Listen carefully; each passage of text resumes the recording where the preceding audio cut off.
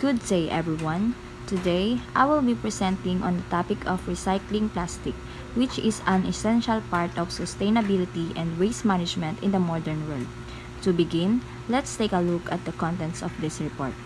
So the contents of our reports are plastic recycling symbols, structure and physical properties of polymers, and lastly is the crystallinity of a polymer.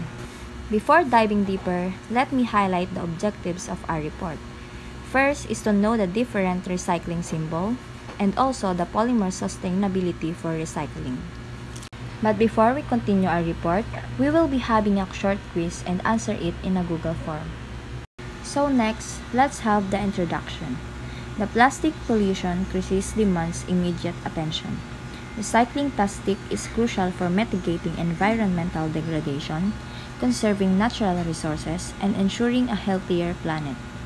By embracing plastic recycling, individuals, organizations, and governments can contribute significantly to sustainability. Imagine a world where plastic waste disappears. Recycling plastic makes this vision possible. By transforming discarded bottles, bags, and containers into valuable resources, we can significantly reduce pollution, protect ecosystems, and foster a sustainable future. Plastic recycling encompasses various chemical and physical processes to reclaim and reuse polymeric materials.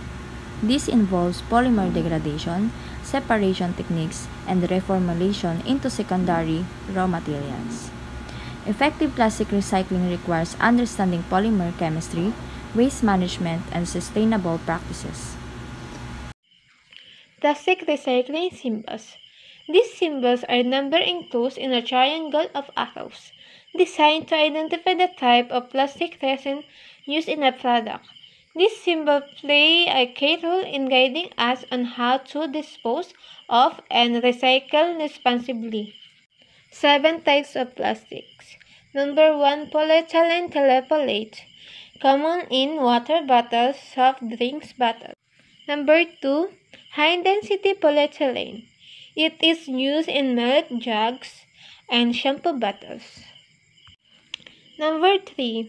Polyvinyl chloride. Found in pipes and window framing, not easily recycled.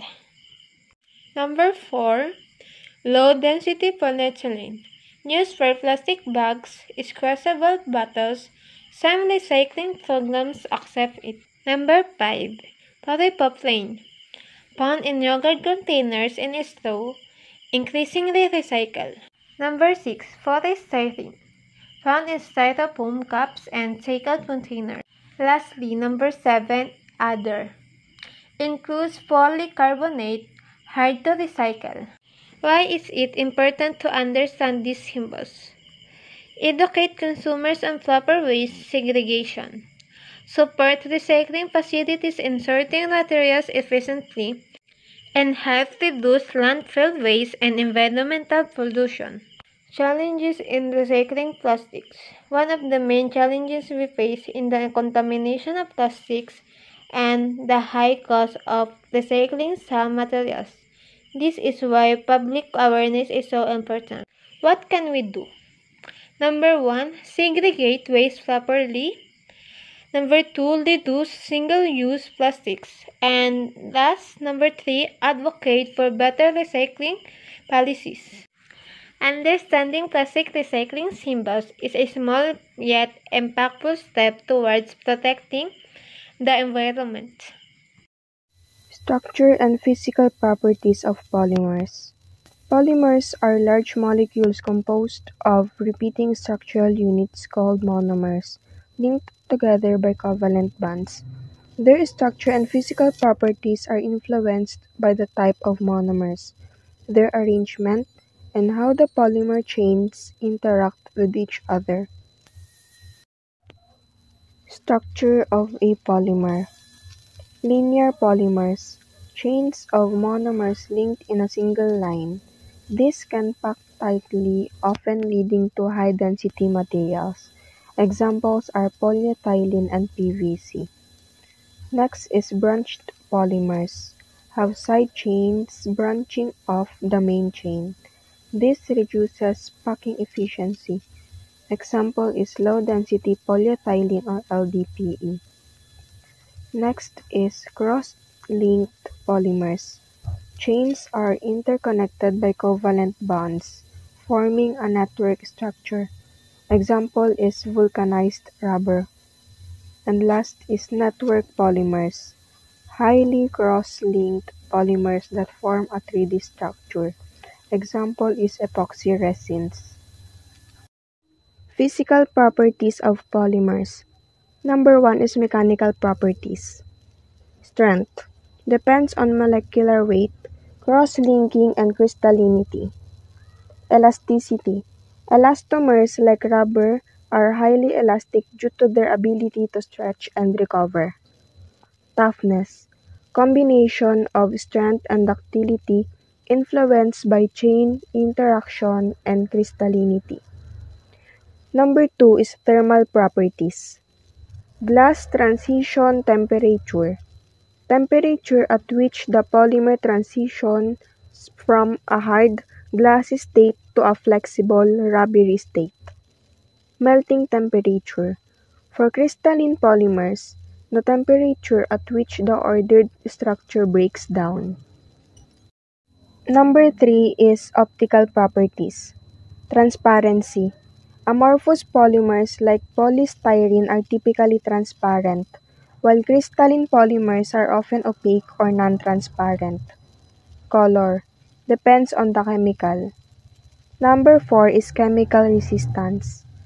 Polymers like Teflon are highly resistant to chemicals, while others, such as polyesters, may degrade in certain environments. Number 5 is density, determined by the packing of polymer chains. High-density polymers are more rigid and durable. And number 6 is electrical properties. Insulators. Most polymers like polyethylene are excellent electrical insulators. Conductors. Conductive polymers can conduct electricity if doped with certain materials. In conclusion, the structure of polymers, from their chain configuration to their molecular interactions, directly influences their physical properties. This interplay allows polymers to serve diverse applications, from soft, flexible materials like rubber to rigid, strong materials like Kevlar. The properties of polyethylene vary significantly depending on its degree of crystallinity, which refers to the proportion of the polymer that is arranged in an ordered crystalline structure as opposed to an amorphous arrangement. Here's how crystallinity affects its properties. Mechanical properties: high crystallinity. Crystalline regions have strong intermolecular forces, making the polymer more rigid and resistant to deformation. Higher stiffness. The packing of chains reduces flexibility. Improved hardness. More ordered structures lead to better resistance to wear and scratches. Low crystallinity. Increased flexibility. Amorphous regions allow greater chain mobility, making the material more pliable. Lower tensile strength. The lack of ordered structures reduce overall mechanical strength. Greater ductility, easier to stretch without breaking. Thermal properties: higher crystallinity, higher melting point. Crystalline regions require more energy to break the ordered arrangement. Narrower melting range. Crystalline regions melt within a well-defined temperature range. Low crystallinity, lower melting point. Less energy is required to disrupt the weaker amorphous regions. Broader melting range. Melting occurs over a wider temperature range due to the varying degrees of order. Density. Higher crystallinity. Higher density. Ordered packing of change leads to closer molecular arrangement, increasing the material's mass per unit volume. Low crystallinity, lower density. Amorphous regions introduce gaps between the chains, reducing the overall density. Optical properties. Higher crystallinity, opaque appearance. Crystalline regions scatter light, making the material less transparent. Low crystallinity, transparent appearance. Amorphous regions allow light to pass through more easily. Chemical resistance, high crystallinity, better chemical resistance. Tightly packed change in crystalline regions resists penetration by solvents and chemicals. Low crystallinity, reduced chemical resistance. Amorphous regions are more susceptible to solvent diffusion and chemical attack. Impact strength, high crystallinity, lower impact resistance. Rigid crystalline regions can fracture under sudden impacts. Low crystallinity, higher impact resistance. Flexible amorphous regions absorb and distribute impact energy better. Barrier properties, high crystallinity, improve barrier properties. Tightly packed chains reduce permeability to gases and liquids. Low crystallinity, weaker barriers properties. Gaps in amorphous regions allow greater diffusion. The properties of polyethylene vary significantly depending on its degree of crystallinity, which refers to the proportion of the polymer that is arranged in an ordered crystalline structure as opposed to an amorphous arrangement. Here's how crystallinity affects its properties. Mechanical properties, high crystallinity. Crystalline regions have strong intermolecular forces, making the polymer more rigid and resistant to deformation. Higher stiffness. The packing of chains reduces flexibility. Improved hardness. More ordered structures lead to better resistance to wear and scratches. Low crystallinity. Increased flexibility. Amorphous regions allow greater chain mobility, making the material more pliable.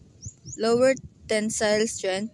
The lack of ordered structures reduce overall mechanical strength. Greater ductility, easier to stretch without breaking. Thermal properties. Higher crystallinity. Higher melting point. Crystalline regions require more energy to break the ordered arrangement. Narrower melting range. Crystalline regions melt within a well-defined temperature range. Low crystallinity. Lower melting point. Less energy is required to disrupt the weaker amorphous regions. Broader melting range. Melting occurs over a wider temperature range due to the varying degrees of order. Density. Higher crystallinity. Higher density. Ordered packing of change leads to closer molecular arrangement, increasing the material's mass per unit volume. Low crystallinity. Lower density. Amorphous regions introduce gaps between the chains, reducing the overall density. Optical properties. Higher crystallinity, opaque appearance. Crystalline regions scatter light, making the material less transparent. Low crystallinity, transparent appearance. Amorphous regions allow light to pass through more easily. Chemical resistance, high crystallinity, better chemical resistance. Tightly packed change in crystalline regions resists penetration by solvents and chemicals. Low crystallinity, reduced chemical resistance. Amorphous regions are more susceptible to solvent diffusion and chemical attack.